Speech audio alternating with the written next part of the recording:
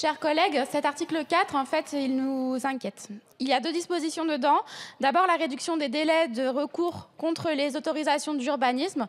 Alors, certes, s'il s'agit d'aider à ce que les logements sociaux soient construits plus vite, évidemment, c'est positif.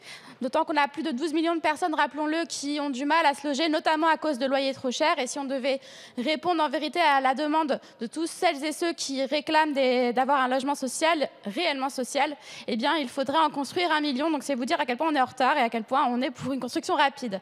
Mais s'il s'agit d'un projet avec un impact environnemental négatif, évidemment, à ce moment-là, le recours, nous sommes bien contents qu'il soit de 2 mois. Par ailleurs, donc, une autre disposition concerne la lutte contre les constructions illégales et le phénomène de cabanisation. Alors, on sait bien en vérité ce qu'il y a derrière, encore une fois, donc une stigmatisation de ceux qui choisissent d'habiter différemment, et notamment les voyageurs. Depuis une quinzaine d'années, on peut noter que l'habitat léger, de façon globale, est vraiment dans la ligne de mire des préfectures, qu'il s'agisse des caravanes, des mobil-homes, des cabanes, des yourtes, etc. Et pourtant l'habitat léger, c'est une véritable source d'inspiration, notamment pour répondre à la loi ZAN, qui est souvent vue comme une impasse, à tort.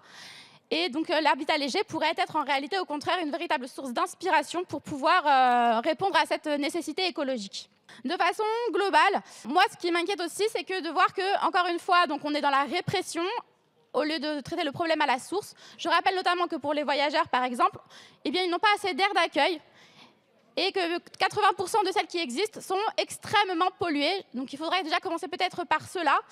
Si vous aviez été à l'audition d'Antoine Seusser lors du groupe d'études sur les gens du voyage, vous auriez su par exemple à quel point en fait l'errance est une errance forcée et non pas voulue.